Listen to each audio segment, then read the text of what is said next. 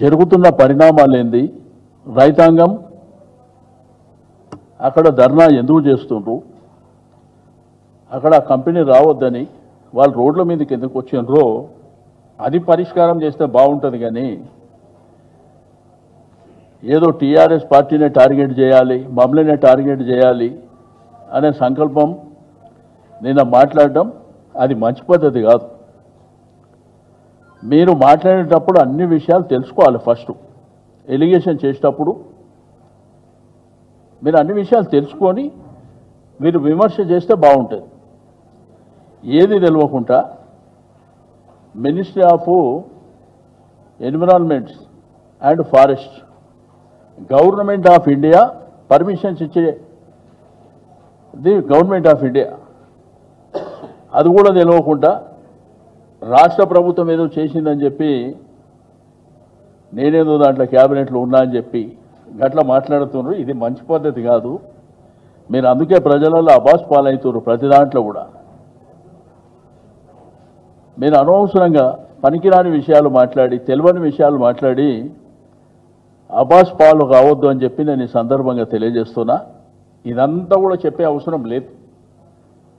మీరు అనవసరంగా లేనిపోని అంశాలనన్నీ లేని ఉన్నట్టు చెప్పేటువంటి ప్రయత్నం చేయడం దుర్మార్గమైనటువంటి చర్య. రైతులు ఇబ్బంది పడుతున్నారు, వాళ్ళకి న్యాయం చేయండి. రైతులు ఎందుకు ఇబ్బంది పడుతున్నారు, ఎందుకు రోడ్ల మీదకి వస్తున్నారు, వాళ్ళకి న్యాయం చేయండి. అది వదిలిపెట్టి మీరు ఈ పనికిరాని ఎలిగేషన్స్ పెట్టవలసి రెండోది లేనిపోని క్రియేట్ చేయవలసినటువంటి అవసరం లేదని చెప్పి తెలియజేస్తాను.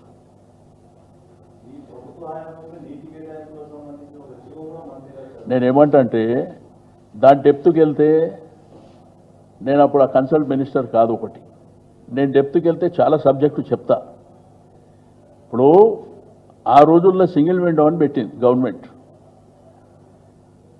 పర్మిషన్ ఇచ్చేదేమో గవర్నమెంట్ ఆఫ్ ఇండియా, ఇక్కడనేమో సింగిల్ విండో పెట్టారు. ఆ అప్రూవల్ అనేది సింగిల్ విండోలో పోతాయి. అవి అది తెలుసుకుంటే మంచిగా ఉంటుంది.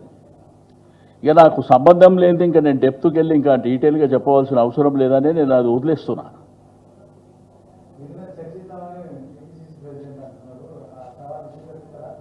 100% సవాల్ ఏమంటున్నా, నేడు కంటే ఆడికి ఎక్కడంటే అక్కడ. నేనేమంటున్నా, ఒకవేళ నిజంగా సంబంధం ఉంటే నేను రాసిచ్చేస్తా అంటున్నా కదా. మీరు డాక్యుమెంట్ ఏమన్నా రెడీ ఉంటే తెచ్చుకోండి, రాసిచ్చేస్తా అని చెప్తున్నా. దాంట్లో ఎనికి తగ్గేది ఏం లేదు. నేనేమంటా, మీరు ఎప్పుడన్నా కానీ విమర్శలు చేసేటప్పుడు అథెంటిక్గా చేయండి. ఏది పడితే అది మాట్లాడకండి. ఎందుకంటే మీరు బాధ్యత గల వ్యక్తులు. అబాస్ పాలు కావద్దనే మీకు. రెండోది, నేను వాళ్ళు చెప్పవలసిన అవసరం లేదు. మీరు గూగుల్లోకి వెళ్తే టోటల్ ఇన్ఫర్మేషన్ మీకు నేను దాంట్లోకేం తీసేదే ఇప్పుడు మీకు ఇచ్చినాయి. అదే అన్నా, నేను తీసిన దాంట్లోకే చెప్తున్నా. ఇదే పెద్ద సీక్రెట్ కాదు, దాపరికం కాదు, దాచుకునేది కాదు. క్లియర్గా దీంట్లో చూడండి, వాళ్ళు ఎప్పుడు జాయిన్ అయ్యారు, ఎప్పుడు రాజీనామా చేసారు, పక్కనే ఉన్నది. దాని పక్కనే అది వర్కౌట్ కాదని చెప్పి తప్పుకున్నారు అప్పుడే. ఇది ఇప్పుడు కాదు, 8 సంవత్సరాల క్రితం. ఇప్పుడు లేటెస్ట్గా జరుగుతున్న డెవలప్మెంట్ గురించి చెప్పమంటే ఈ పనికిరాని అంశాలన్నీ తీసుకొస్తారు. అది ఇక ఉంటుంది కదా బాస్. రాజకీయాలలో ఏం చేస్తాం? ఇవాళ రేపు ఎట్లా అయిపోయిందంటే రాజకీయాలలో ప్రతి అంశంలో కూడా నోన్ పర్సన్ ఉన్నోళ్ళు, ఫెమిలియర్ ఉన్నోళ్ళని టార్గెట్ చేయడం సర్వసాధారణంగా జరుగుతాయి. సరే, అవన్నీ సందర్భం వచ్చినప్పుడు చూపిస్తాం. కానీ ఇప్పుడు ఏంటంటే బాధ్యత గల వ్యక్తులు, నా సలహా, మీరు విమర్శ చేసేటప్పుడు కొంత జాగ్రత్తగా చేయండి, తెలుసుకొని చేయండి. చేయొద్దని నేను చెప్పను, కానీ తెలుసుకొని చేస్తే మేలు కదా. ప్రజల్ని మీరు కన్ఫ్యూజన్లో క్రియేట్ చేస్తారు. ఇష్యూ ఒకటి,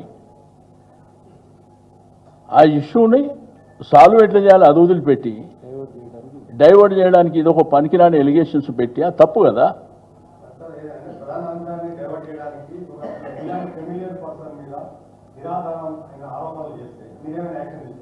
నేనేమంటున్నా, ఫస్ట్ టైం కాబట్టి నేను అంత దాకా పోతలేను. తప్పకుండా లీగల్ ప్రొసీడ్ కావచ్చు, కానీ నేనేమంటా అంటే బాధ్యత గల వ్యక్తులు కాబట్టి ఇప్పటికైనా కానీ మాట్లాడేటప్పుడు ఆచితూచి అన్ని ఇన్ఫర్మేషన్ తీసుకొని మాట్లాడండి అని చెప్తున్నా. ఫర్దర్గా జరిగితే మాత్రం తప్పకుండా లీగల్గా ప్రొసీడ్ అవుతాం. Thank you.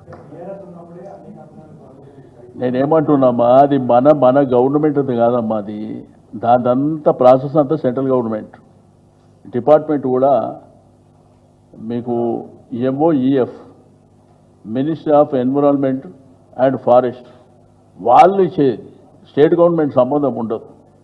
స్టేట్ గవర్నమెంట్కి ఏంటంటే ఇక్కడ పొల్యూషన్ కంట్రోల్ కావచ్చు, వేరే ఏమన్నా ఉంటే వాళ్ళు సింగిల్ విండోలో అప్లై చేస్తారు, సింగిల్ విండోలో ప్రాసెస్ జరుగుతుంది. అది పర్టికులర్ ఏమి ఉండదు. నేను అంటుంది రాజమండ్రిలా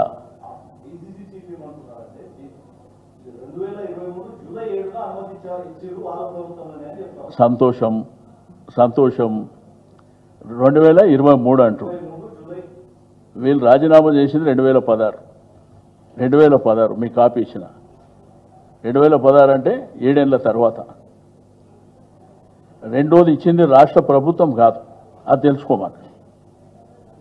అది ఇచ్చేది అంతా సెంట్రల్ గవర్నమెంట్. లోకల్ ఫెసిలిటీస్ కోసం సింగిల్ విండోలో వాళ్ళు అప్లై చేసుకుంటారు. ఎవరన్నా ఇండస్ట్రీస్ పెట్టుకునే వాళ్ళు, అది రొటీన్ ప్రాసెస్. అది సంబంధం లేని అంశాన్ని బురదజల్లు. నేనేమంటానా, వాళ్ళు పాపం రైతులంతా రోడ్డు మీదకి వచ్చిర్రు, వాళ్ళు ఇబ్బంది పడుతుర్రు, వాళ్ళ ప్రాబ్లం సాల్వ్ చేయమని వాళ్ళు వద్దంటారు ఫ్యాక్టరీ. అక్కడ మీరు అది చేయమంటే అది వదిలిపెట్టి ఇదేం చెప్పుడా? రెండో వాళ్ళే చెప్తారు, పెట్టిస్తున్నాం మేమే అంటారు, రెచ్చగొడుతున్నాం మేమే.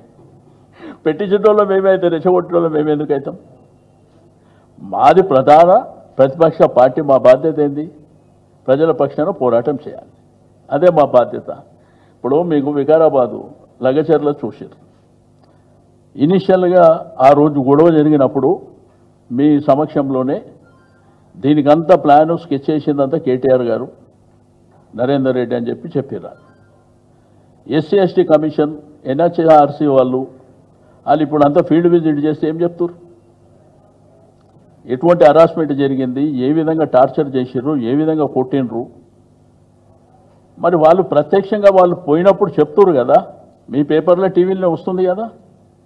దానికి ఈడ కూర్చోడంటే ఈడికెళ్ళి ప్లాన్ చేశారని చెప్పారు వాళ్ళు అప్పుడు.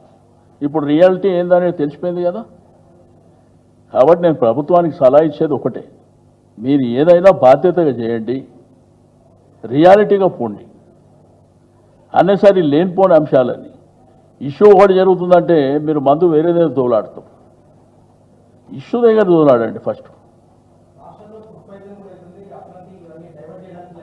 ఇక నేనేమంటున్నా చూస్తుంది, ఇప్పుడు కోర్టు కూడా ఈరోజు ఏం కామెంట్ చేసింది ఫుడ్ పాయిజన్ మీద. ఇక మీ అటెన్షన్ డైవర్ట్ కావాలంటే ఏదో బట్ట ఒకళ్ళ మీద కాల్ చేసేసేయాలి, అది డైవర్ట్ అయిపోతుంది. అది కాదు కదా పద్ధతి.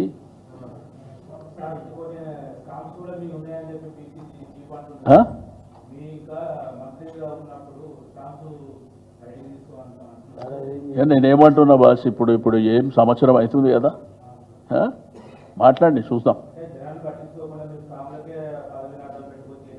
ఇక నేనేమంటున్నా, గవర్నమెంట్ వచ్చి సంవత్సరం అవుతుంది, ఇంకా 4 సంవత్సరాలు ఉన్నది.